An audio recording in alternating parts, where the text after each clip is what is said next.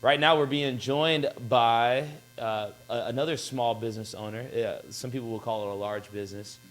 Um, we have Dhiego Lima joining us, the owner and head coach at ATT Team Lima. Dhiego, What's happy up? Monday.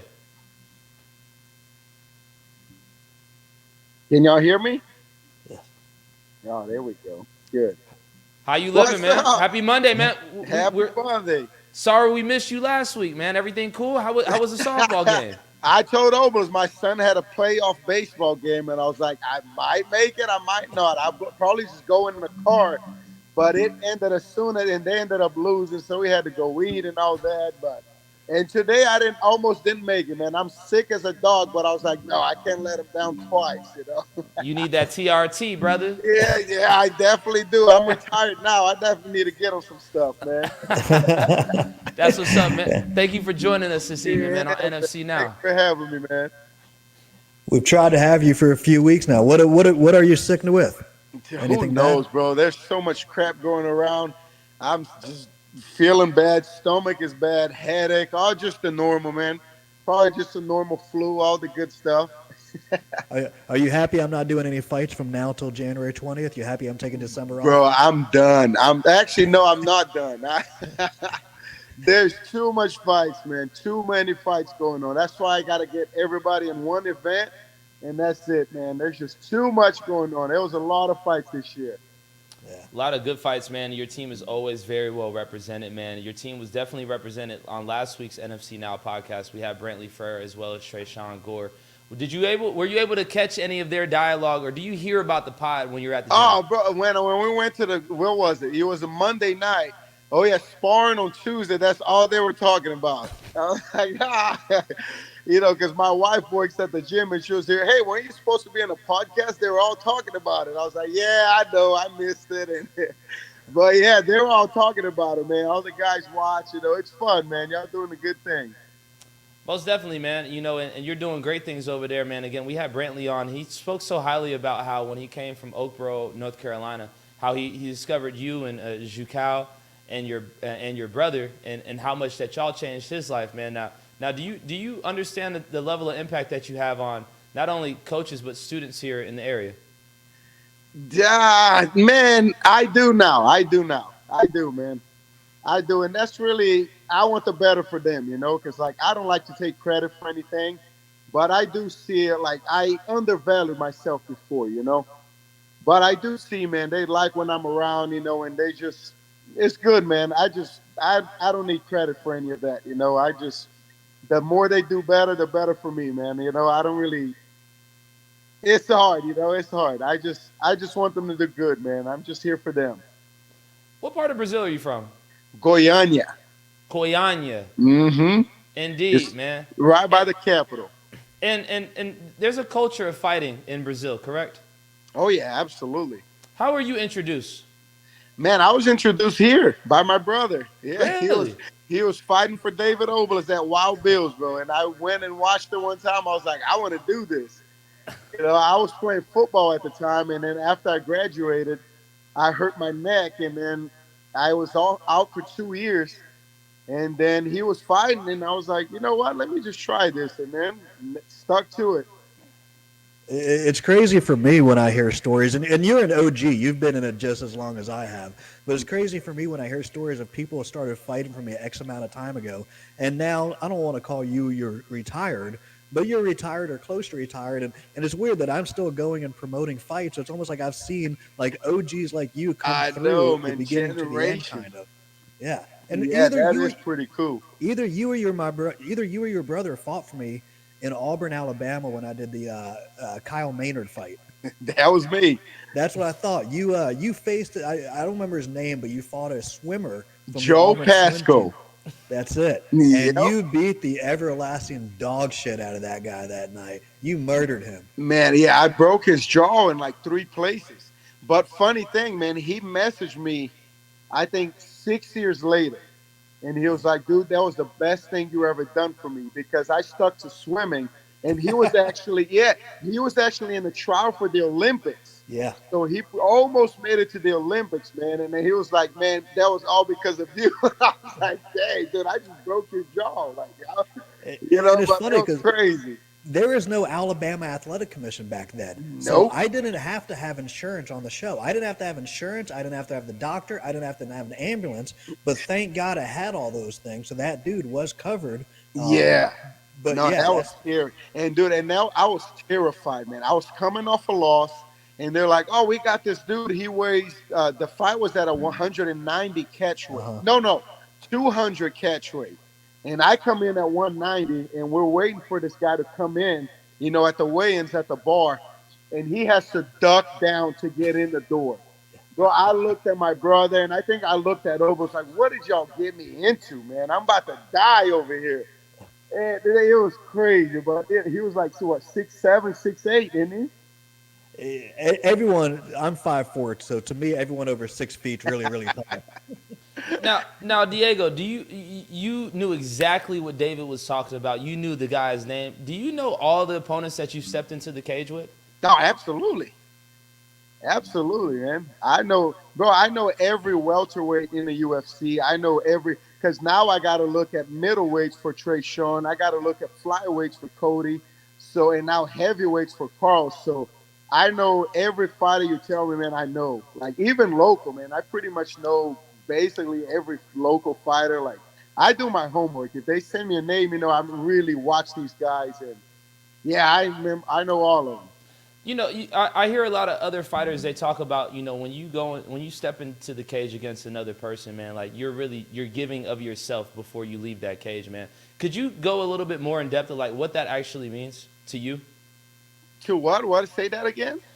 I hear a lot of other fighters when they talk. They talk like when they go into the cage with somebody. It's like they have a mutual respect for that opponent because like y'all shared y'all gave of each other when you were in the cage, and the way you immediately knew exactly who David was talking about. You knew this guy. You were able to speak on it. Could you just explain what that is, like the moment that you share with your opponent, that connection? Man, I feel like it's almost like you get in a fight anywhere with anybody. Afterwards, you're like, you know what? You did it already. I think that's just like a feeling. I just remember after in high school and like middle school, everybody there like they get enough, they talk, but then when they finally fight, it's like, all right, it's over. They have that respect, and I feel like it's the same thing, man. Because for you to go through it and for you to go through all the training and all that, and this person's doing the same thing, and I feel like it's just, man, it's over. Like I've had this guy in my mind for 8 weeks, and he's had me on his mind for 8 weeks. It's like, you know what, dude, it's over, man. I don't ever want to see you again. Good job. It's that respect. Like, dude, it get out of my mind. Like it's over. Indeed. So you've retired. Are you 100% retired, or are you Doug Usher retired, where you're going to unretire every month, or are you 100% done? I am officially retired, man. Officially, it's been what, 8 months now, man. But yeah, I know who a God called me for, and when it's from God, man, when it's from God, there's no question about it. I never questioned it once. You don't see me posting anything. Oh, I missed this, that. No, man. I know I'm retired. The guys know I'm retired, and it is what it is, man. I moved on already. Things are, and if I didn't retire, I wasn't going to be able to handle everything that's going on in my life right now. All the gym stuff, the fighters. There's just, I didn't know at the time what I was doing, but God knew. I just obeyed His voice, and now it's all showing. Everything is clicking into place. Like, wow, if I didn't listen, man, I would have been screwed. So, I'm excited, man, and I'm just here to share to all of y'all. Get closer to God, get your life straight, and that's it. How old are you and your brother? I'm 33. Douglas 34. And with most gym owners I've seen, and we talked about it with Brantley last week, a lot of gyms in Atlanta love MMA fighting. They love MMA fighting. They love Muay Thai fighting, but they're always not 100% sold on having fighters in there. Like they like the fight game. They like the fighters. They like the notoriety it brings. They like when you're on an NFC fight night, it helps you sell memberships. It helps keep your people enthusiastic. But your gym is 100% taking up the fighters and taking up the fight game. What is it that draws your gym to fighters and fighters to your gym? I'm not in it for the money. That's just the difference. There's really no money in MMA. A lot of these guys, man, barely have a job. They're putting everything into it. So it's hard for them to pay a membership. It's hard, for them to focus. And I just give them that opportunity. I'm not here for the money. Jujitsu, kids jujitsu, uh, Muay Thai, but those are the programs that give money. That makes the gym money.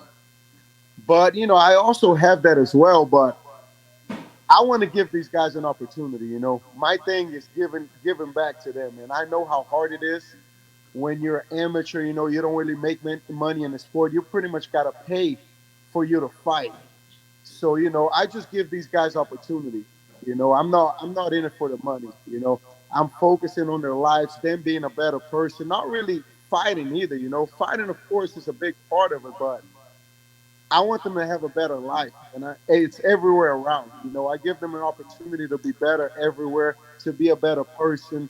They know like they can't play bad music at my gym. They can't, there's no cussing at my gym. I just want to give them an opportunity to be a better person. It's not just fight. Oh, I'm a fighter. I'm this and that. It's like, no, man, you want to get sponsorships. Like I try to teach them how, hey, social media is a big part, man. It's all you're posting, you're smoking weed, you're doing all these bad things.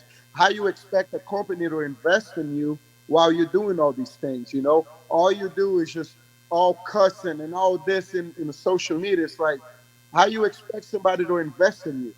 So it's just for me, it's not just about them fighting for me. It's just them being a better person overall, and everything else will follow, man. The opportunities will come, and it's showing, a lot of these guys in the big stages. We've been getting a lot of opportunities, and it's showing, man. But it's for me, it's not about the money, The gym will make it, man.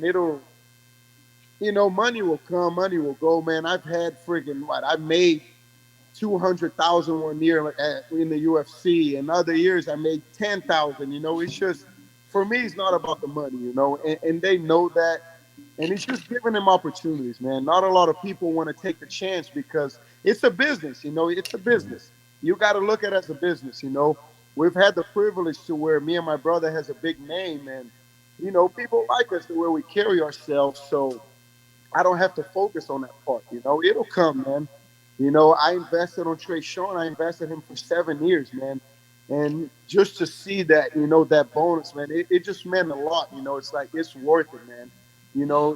That guy will tell you, nobody wanted to take a chance on him, and I stuck with him, man. I know what he had, and just to see that, man, it was just amazing. Him getting a bonus and him being able to get a house. It's just I've been through it all with him, man, and it's just amazing to see. And it's just the opportunity, man. I want to give them the opportunity they never had. And right now we got some sponsors working, man, to where I got these guys' medical bills covered, so there's no they don't have to pay for their medicals anymore.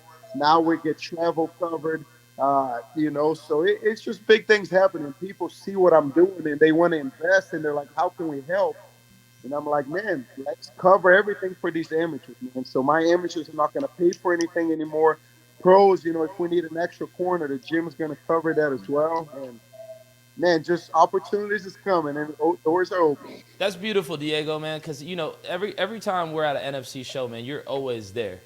And I think your presence is a big deal. You know what I'm saying? Like when people see you, it's a big deal. But you're always there, and I'm sure that takes a lack of sacrifice, man. And you just giving of yourself, I'm sure it gives those fighters just that extra bit of confidence to be there. Whether that's somebody on their very first fight, or a professional who's working their way trying to get to the UFC, or even you'll turn on a UFC card, we'll see you in somebody's corner, man. Why? Why do you go out your way to invest so much time into?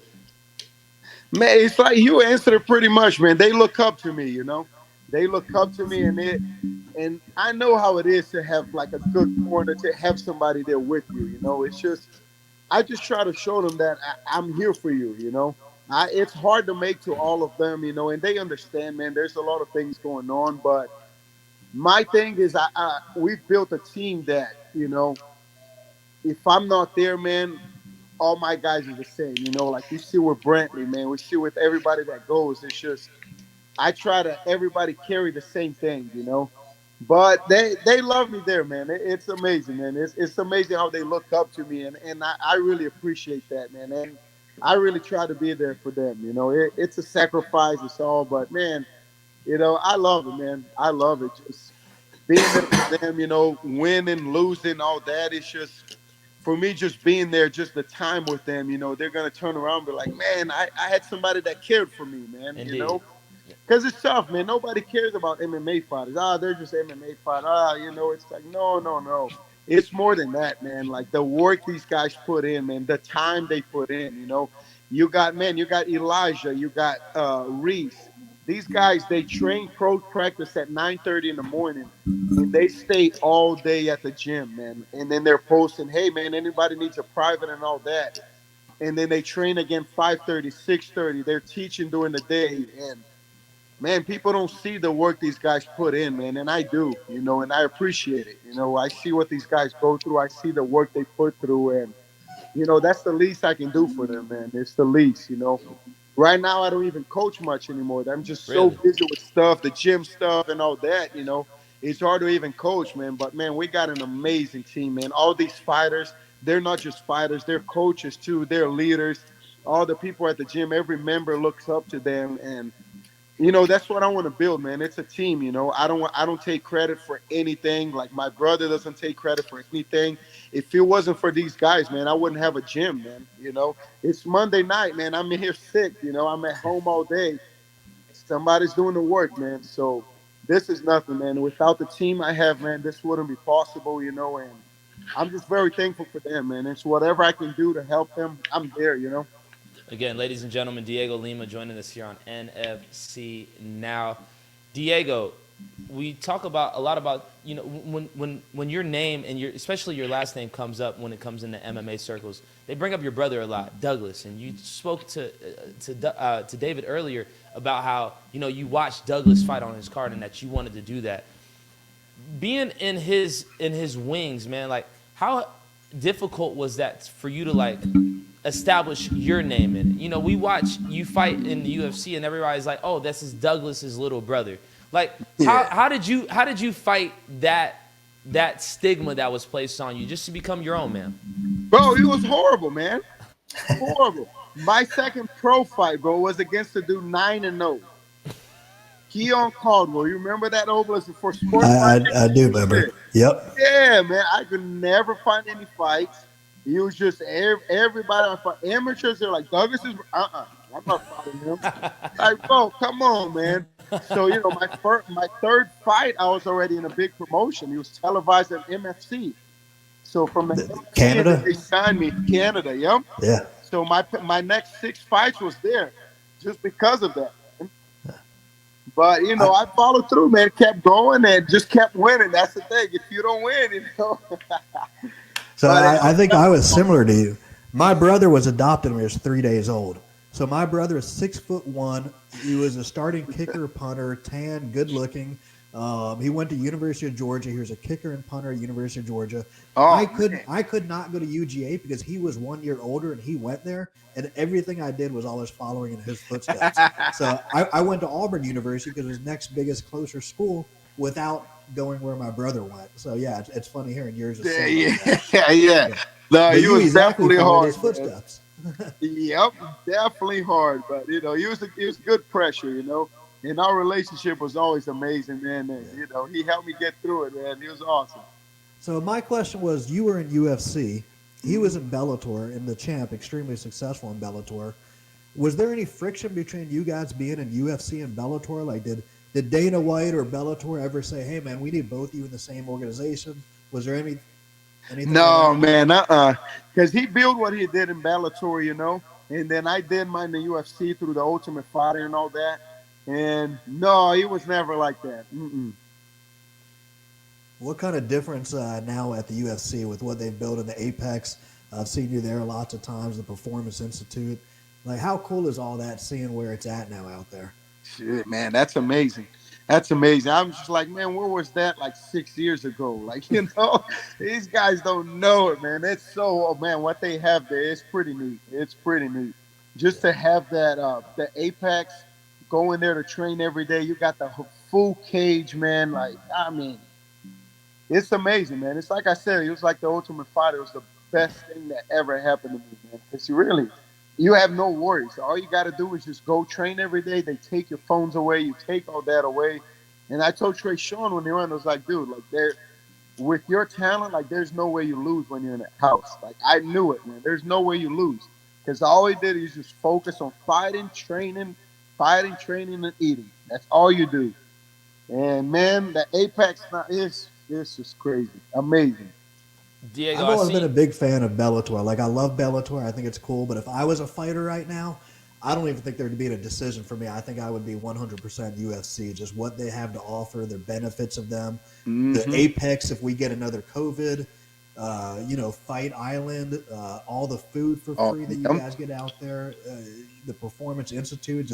Just for me, with money making no difference, I think the UFC is head and shoulders above any other company in the world. No, it is, man. It is. And with Bellator, they take care of my brother. He's been there for a while.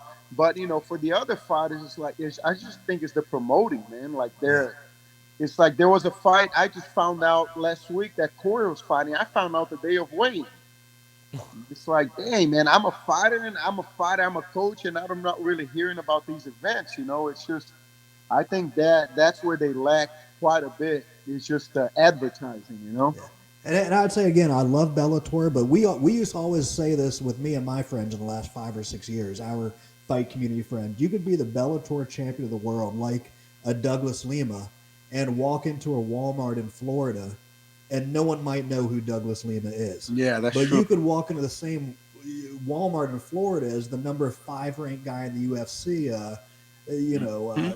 Patty Pimlet, or whatever that Patty's guy name is. Yeah. You could walk in there and you'd be absolutely mobbed. And that's the difference in the UFC marketing machine and anyone else in the sport of MMA.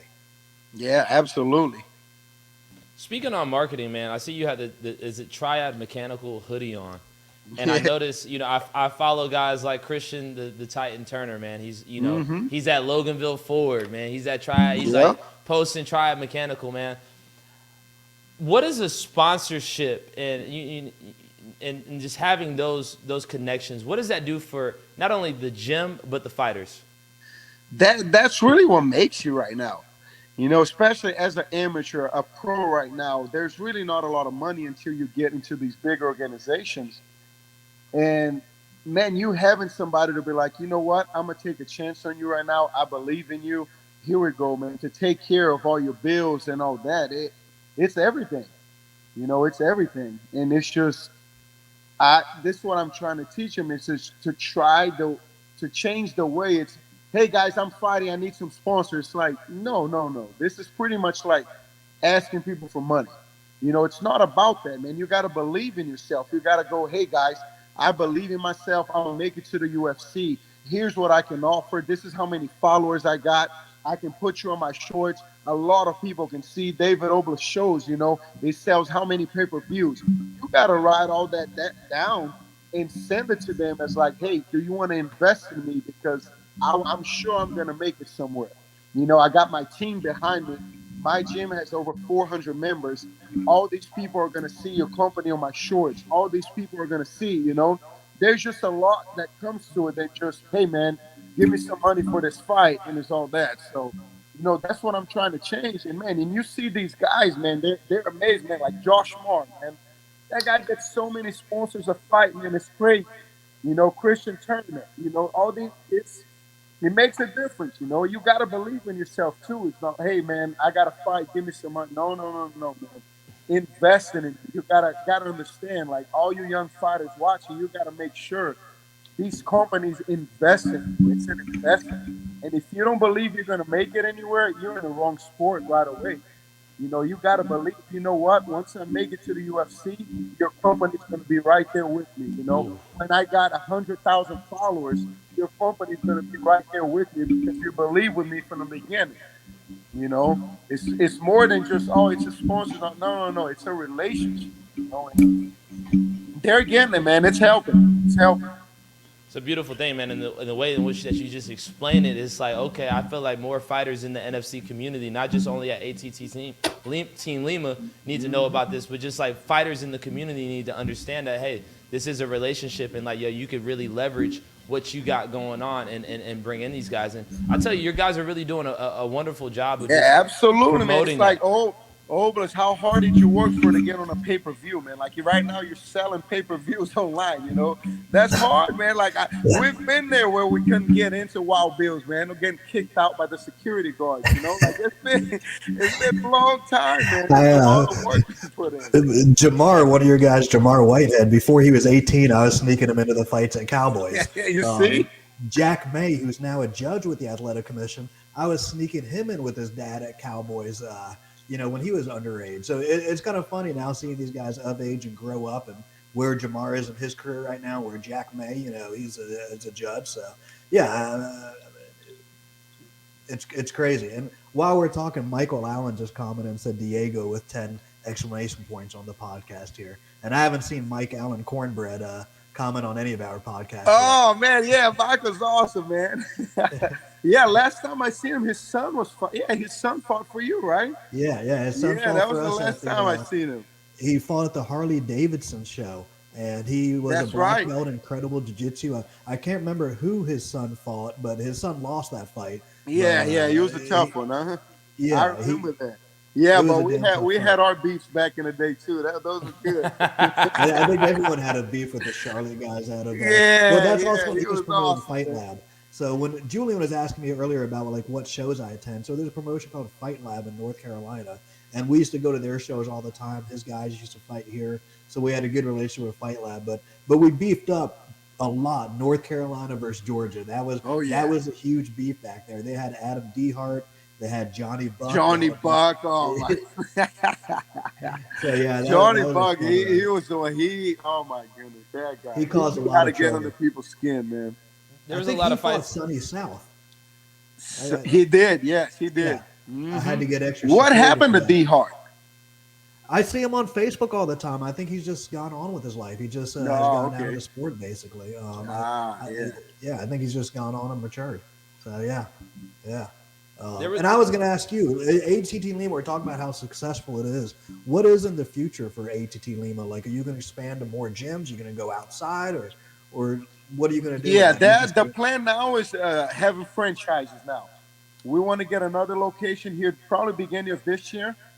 We're looking at already opening another location and then franchising out, man. And then, going from there.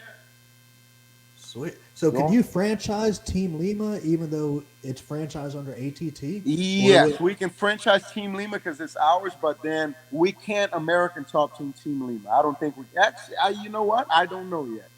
Okay. I don't know yet, but we're looking for Team Lima now. Growing that a little bit more. We're going, man. It's going good. It's going good. Because you gotta know how to make a little bit in each area. And there were so many areas involved that we weren't doing. It's just it's just memberships. It's like no. There's a lot of money and elsewhere in other places too. So that's what we're branching out now. Just growing, being successful everywhere. Because then you get 700 members, man. It's tough, man. It's tough to keep everybody happy and all that. So it's like, no, I don't think we can even fit that many people in here. Let's, set the members this way and then now go branching out in other places. There's more places to make money, and that's what we're doing now. Last time David and I walked out of your gym, and it's a beautiful new gym that you have that you just recently opened, man. Beautiful new gym. It's different than the other location that was a little further up, Jimmy Carter. But last time we walked out there, David and I, we looked at each other and was like, I would really love to see ATT Lima against some of these ATT guys. And being that y'all are such a big gym, y'all are kind of eating up a lot of the fighters that are out here available in Atlanta. Now, if you continue to franchise and open up, man, could we possibly see some matchups against, is it ATT? I mean, is Team Lima just off the table? Like, how does that look like? Oh, yeah. No, against each other, no. Man, now it's time to bring some guys in, David. That's the thing. Bring these guys in now, North Carolina, Tennessee, and all that. That now it's Atlanta versus the world, man. We just got to do it. I'm looking on our spreadsheet for January 20th, and looks like we've got a couple. Looks like we got Michael Fortner versus a guy from Tennessee. Yep. Possibly Walter Flores versus a guy from Atlanta. I don't know if they signed yet. Giovanni Butler. Looks Yep. like we He have said 4 or 5. Kevin Cuevas, Cesar Yep. He's Doty. new.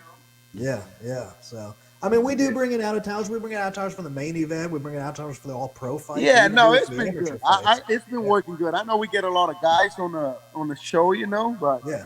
it's been I, good I, so far. We don't I got to think think about that yet. We'll I, cross I that think bridge when Julian's we get to it. question. I think Julian's question was, would we ever see a ATT Team Lima versus an ATT Atlanta guy if they don't train together? Is that something that would be No, allowed or not no, allowed? no, Okay. we don't. We all train together, man. Like I said, it's like it's a family atmosphere. Indeed. There's just way too many fighters for us to do that.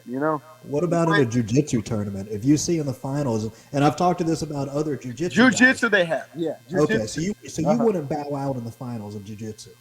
It just depends. It just depends. I know some fought before, but it'll just depend. It's case by case thing. I think you Indeed. let them fight. I think you let them fight in jiu-jitsu. If Of two course you guys, are. You're a promoter. well, not even on my show. I don't do tournaments. I don't do. Yeah, that's true. I'm out of the tournament business. But I think talking to jiu-jitsu people, if you have a Team Lima and an ATT Atlanta guy, those 2 guys are going for gold. Those 2 guys want it hanging up on their banister. That's why they pay you the membership to train to get them to the finals. And I've heard through jiu-jitsu in 100 years in Atlanta that there's some trainers that are make their guys bow out if they make it to the finals because Right. they might not even train together, just affiliated with each other. And I know the guys have told me before they absolutely hate that because it's like they reach their goal and then they've got to relinquish gotta their stop. goal because of the trainer's politics. So that's just my 2 cents. Again, it has nothing to do Yeah. with being a promoter. Yeah, I think it'll go case by case. If they never train Yeah. with each other, probably definitely, yeah. Yeah, I mean, y'all- absolutely. Y'all have killers in your gym, man, and I think that's just a testament to like what ATT and Atlanta and ATT Team Lima are doing, man. Y'all are doing such great work that, like, just as a journalist, somebody that is neutral, there's some of these guys I'm like, dang, I would like to see that fight, like as I'm matchmaking in my head. But then I have to also realize, okay, like now they're affiliated with the same team. Now, with that said, you've been to damn near every NFC event that we've had this year.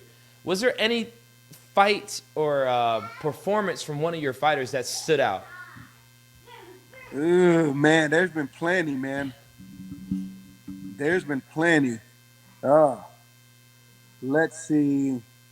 One of my favorite ones was Nima defending the belt against that dude because I know everybody counted out Nima. It's like that dude hits him, he's done. I was like, you guys got no idea. Like Nima can take a punch and this and then for Nima to go in there and finish dude in the second round, man, that was huge, man. That was one of my favorites.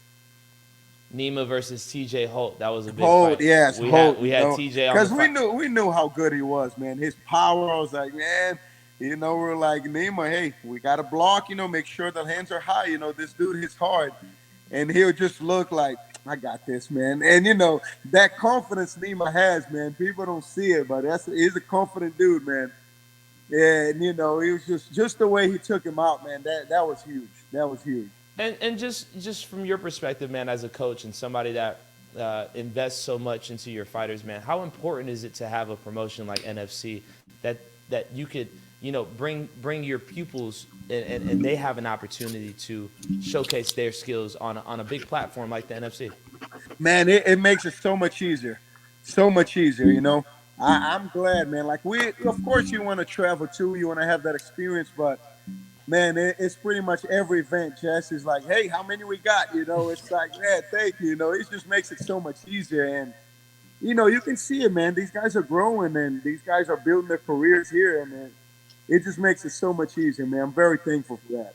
And the funny thing is, even as a promoter here in Atlanta, I've always told fighters I'm friendly with, you need to go fight on other shows. Like you need to learn how to get on a plane and cut weight, or while taking a bus or While a car. traveling. You need to learn to go to someone else's backyard.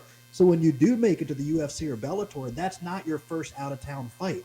Like I tell these guys, not only for that purpose to educate them and make them better, but you need to go fight on other shows so you see how organized and how good we are at what we do at our job. Mm-hmm. From commentators to announcers to the DJ to the venues we use to everything else, the matchmaking that's even 50-50. Like, not only is it selling the NFC, but you need to, if you expect to be a UFC or Bellator fighter, take a couple of fights out of town. But it's also, when you were talking about bringing in out of town guys, it actually makes my job and Jesse's job easier if you guys do fight out of town every once in a while for a different promotion, because then we can get their guys to come here. It's almost like, hey, we sent you a knuckle up guy or an X3 guy or ATT guy. Now send us a couple guys. So when we're friendly with promotions, that's our goal, is you guys do take those fights here and there. No, absolutely. Yeah, we started too. We started doing that as well. And man, there's just so many guys. The thing is, there's a lot of guys, so I'm trying to get as many as I can in one event. That's our plan. If somebody gets an out of town fight, I was like, hey, how many more do we got? So it's just five plus each event. That's our goal. Next year, that's our goal. And I see we have Nathan Williams in the queue right now to bring him on next. He's actually in your gym right now. Oh yeah, training, I guess. Look at that. Yeah. Man, I'm telling you right now, man, he's on another level right now, man. His mentality, like, you can see it in his eyes, man. You can see it, and it's just, he's gonna be special, man. I'm excited, man. I'm excited. Is that a fight that you're working, or Brantley, or who's going to be cornering him? Any idea? I'll be on that one.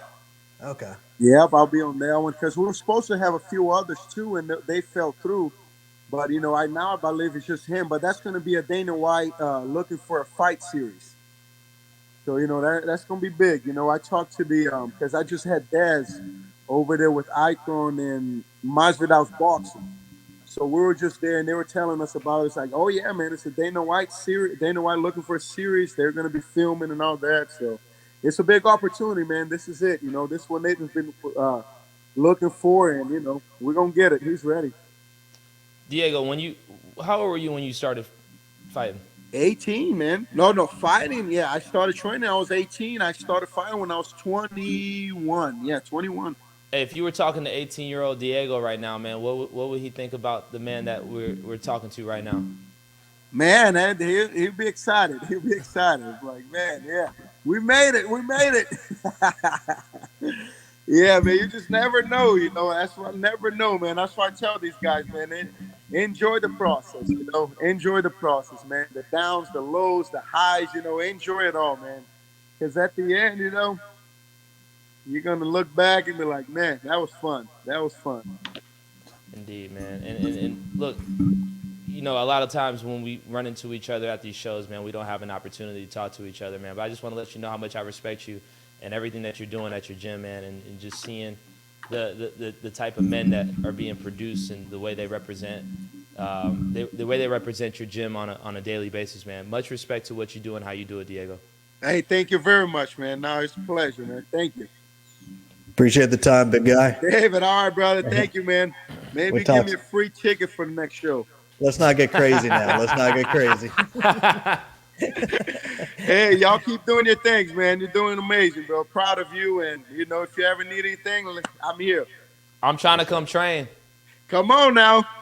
What's up? I'm ready for it, man. I got my gloves and my wraps. What's up? You know where we are. I'm going to be there. Say less. All right. Hold it down.